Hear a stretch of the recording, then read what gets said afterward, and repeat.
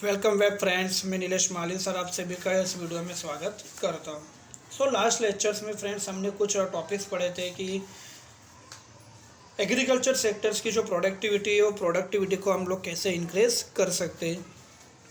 उसी में हमारा एक टॉपिक जो है वो टॉपिक चल रहा है, जिसका नेक्स्ट टॉपिक का नाम है मॉडर्न एग्रीकल्चर। मॉडर्न एग्रीकल्चर जो है, मॉडर्न एग्रीकल्चर का मतलब होता है आधुनिक खेती। उसमें देख लेते हैं कि मॉडर्न एग्रीकल्चर अगर हम लोग करते हैं या उस तरह की मेथड जो है वो मेथड को अप्लाई करते हैं तो हो सकता है कि हमारे इंडियन एग्रीकल्चर सेक्टर की जो प्रोडक्टिविटी है उस प्रोडक्टिविटी को भी हम लोग बढ़ा सकते हैं। Indian traditional agriculture use organic manners. Bharat में जो खेती है वो खेती अगर यहाँ देखोगे तो वो यूज़ होती है ऑर्गेनिक मैनर्स में, मतलब प्राकृतिक तरह से या फिर प्राकृतिक पद्धति से। Seeds, simple plugs, blocks and primary instruments. तो उसमें जो भी साधनों का यूज़ किया जाता है उसमें हो सकता है ऑर्गेनिक मैनर्स, मतलब जो प्राकृतिक खाद्य उसका, या फिर जो भी सीड्स है, जो भी हमारे परंपरागत बीज जो बोए जाते हैं खेती में, वो सिंपल प्लग्स, बहुत ही साधारण जो भी साधन है वो, बलक मतलब बैल का उपयोग, और प्राइमरी इंस्ट्रूमेंट्स मतलब खेती के लिए जो भी प्राथमिक उपकरण है उनके द्वारा ही खेती जो है वो खेती की जाती है। This instruments give very less productivity and the use of them was unable to satisfy agriculture requirements of entire nation. तो ये जो इंस्ट्रूमेंट्स है उन इंस्ट्रूमेंट्स के द्वारा अगर आप देखोगे तो हमारे एग्रीकल्चर सेक्टर की जो भी प्रोडक्टिविटी है वो प्रोडक्टिविटी बहुत ही लेस है, बहुत ही कम है। और ऐसी लेस प्रोडक्टिविटी के द्वारा अगर आप देखोगे तो हमारे जो भी एग्रीकल्चर रिक्वायरमेंट है एंटायर नेशंस के, एंटायर नेशंस मतलब क्या, पूरे देश की, हमारी जो भी पूरी कंट्री है उस पूरे कंट्री की जो भी रिक्वायरमेंट है या जो भी ज़रूरत है दोस्तों वो इससे पूरी हो सकती नहीं। कि अगर हम अभी भी पुराने तरीके से अगर खेती करें तो उससे हमारी कभी भी डिमांड कंप्लीट नहीं हो सकती, क्योंकि हमारी जो नीड्स है, रिक्वायरमेंट है वो बढ़ रही है, पॉपुलेशन बढ़ रही है। और अगर हम अभी भी पुराने तरीके से खेती करें तो हम कोई अच्छा प्रोडक्शन नहीं दे सकते। So therefore since 1966 modern agriculture emerged in India। और इसीलिए 1966 से अगर देखोगे तो भारत में जो मॉडर्न एग्रीकल्चर से वो मॉडर्न एग्रीकल्चर की शुरुआत हुई, आधुनिक खेती जो है उसकी शुरुआत हुई। Modern agriculture use modern inputs like hybrid seeds, chemical fertiliser, pesticides, new machines of agriculture, irrigation. तो जो आधुनिक खेती जो शुरू हुई, जो मॉडर्न एग्रीकल्चर जो है दोस्तों वो हमारे देश में जब शुरू हुई तो उसमें यूज़ होते गए लाइक हाइब्रिड सीड्स, मतलब कि जो भी उन्नत किस्म के जो बीज है वो आए। केमिकल्स फर्टिलाइजर्स मतलब कि जो रासायनिक खाद्य उसका यूज़ होने लगा। पेस्टिसाइड जो जंतुनाशक या कीटनाशक जो दवाई है उनका। And new machines of agriculture, और साथ ही साथ एग्रीकल्चर सेक्टर्स में जो नए मशीन्स थे वो मशीनों को भी शुरू किया गया। Due to use of this modern inputs agriculture production, और इन सभी मॉडर्न इनपुट्स के द्वारा एग्रीकल्चर प्रोडक्शन जो है वो एग्रीकल्चर प्रोडक्शन हमारा क्या होने लग गया, बनने लग गया। Increase intensively, this was counted as revolution, और कुछ समय के बाद उसे क्रांति के रूप में दोस्तों जाना जाता है। This revolution was of agriculture, therefore it was called green revolution.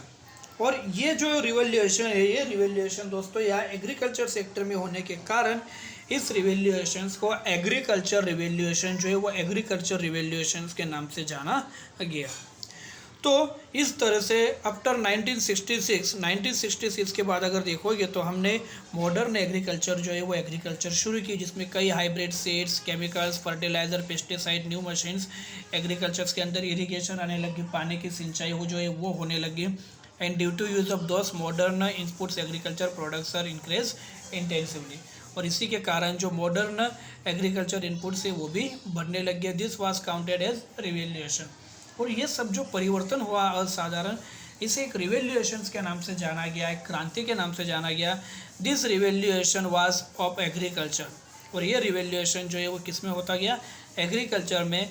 Therefore it was called green revolution, और दोस्तों इसी के कारण इसे क्या नाम से जाना गया, ग्रीन रिवोल्यूशन जो है वो ग्रीन रिवोल्यूशंस के नाम से जाना गया। तो ये जो हरित क्रांति है, ये ग्रीन रिवोल्यूशन जो है इसके कारण इंडिया के अंदर काफ़ी बड़ा बदलाव जो है वो देखने को मिला है। Use of new technology of agriculture started from the years 1960-61 at 7 districts of India. 1960-61 में अगर देखोगे तो न्यू टेक्नोलॉजी वो न्यू टेक्नोलॉजी को सिर्फ एडॉप्ट जो है वो एडॉप्ट इंडिया के अंदर सिर्फ 7 डिस्ट्रिक्ट के अंदर ही किया गया।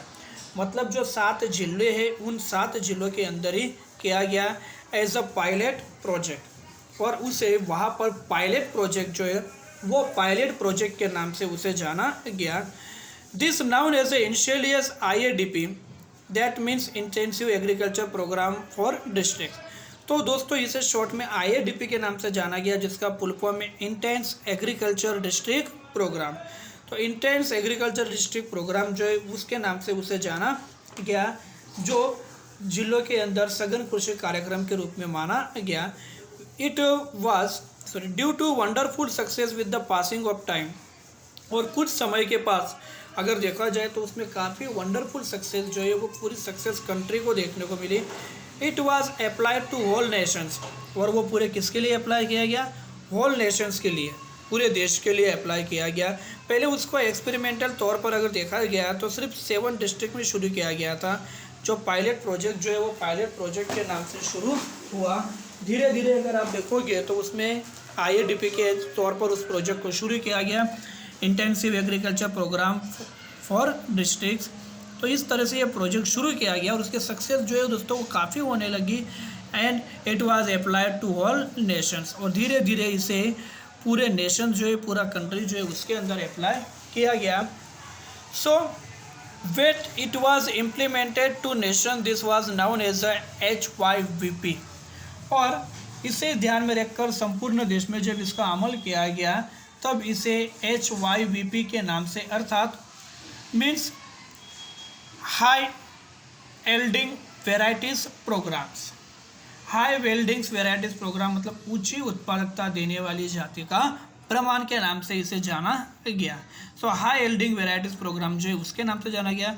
That means programme of high yield products which also known as a green revolutions. तो ऊंची उत्पादकता देने वाली जो एक जाति है उस जाति के नाम से जाना गया। So which is also known as a green revolution. तो ये भी जो है वो एक ग्रीन रिवोल्यूशन जो है हरित क्रांति जो है वो हरित क्रांति के रूप में इसे जाना गया। It is also known as a modern agriculture technology programme, और इसे दोस्तों और भी दूसरे कई नाम से जाना गया, जिसे modern technology modern agriculture technology programme, और programme of seeds fertilisers and water technology. अथवा बीज मतलब सीड्स या फिर फर्टिलाइजर्स या फिर जो वाटर टेक्नोलॉजी है उस वाटर टेक्नोलॉजी के नाम से दोस्तों उसे जाना गया। तो इस तरह से अगर आप देखोगे तो ग्रीन रिवोल्यूशन जो है वो ग्रीन रिवोल्यूशन में पहले IADP का प्रोग्राम अप्लाई किया गया, उसके बाद HYAP मतलब हाई यील्डिंग वेराइटीज़ प्रोग्राम, ऊंची उत्पादकता देने वाले जाति के कार्यक्रम, that means programme of high yield products which also as a known as a green revolution. दोस्तों इसे भी क्या नाम से जाना गया यहाँ पर? ग्रीन रिवोल्यूशन जो है वो ग्रीन रिवोल्यूशंस के नाम से जाना गया। And it is also known as a modern agriculture technology programme, और इसे यहाँ पर मॉडर्न एग्रीकल्चर टेक्नोलॉजी प्रोग्राम या फिर programme of seed fertiliser and water technology के नाम से जाना गया। तो फ्रेंड्स आज हमने यहाँ पर 2 बातें पढ़ी, एक तो मॉडर्न एग्रीकल्चर और दूसरी ग्रीन रिवोल्यूशन जो है वो। अगला जो टॉपिक है हमारा वो है यहाँ पर मल्टीपल क्रॉपिंग। तो जो मल्टीपल क्रॉपिंग है वो मल्टीपल क्रॉपिंग क्या है? मल्टीपल क्रॉपिंग का मतलब होता है फसल की अदला बदली, जहाँ पर आप एक से ज़्यादा फसल अगर उपयोग में लेते हो या फिर अलग अलग प्रकार के जो भी क्रॉप से या जो भी फसल से जब आप उसे यूज़ में लेते हो कल्टीवेट करके, तब उसे कहा जाता है मल्टीपल क्रॉपिंग। तो दोस्तों ये जो मल्टीपल क्रॉपिंग जो है उसमें 2 बातें पढ़ेंगे, टेक्नोलॉजिकल फैक्टर्स और इकोनॉमिकल फैक्टर्स, और क्रॉप प्रोटेक्शन जो है वो किस तरह का है वो, ये सभी बातें जो है हम लोग अगला जो हमारा वीडियो होगा उसमें देखेंगे। तो आज हमने जो 2 बातें पढ़ी, एक मॉडर्न एग्रीकल्चर और एक ग्रीन रिवोल्यूशन, दोनों ही बहुत ही इम्पोर्टेंट से आप दोनों को अच्छी तरह से रीड करना, पढ़ना, और नहीं समझ में आया तो मुझे पर्सनली मैसेज या व्हाट्सअप करना। ठीक है फ्रेंड्स, तब तक के लिए गुड बाय, थैंक यू, धन्यवाद।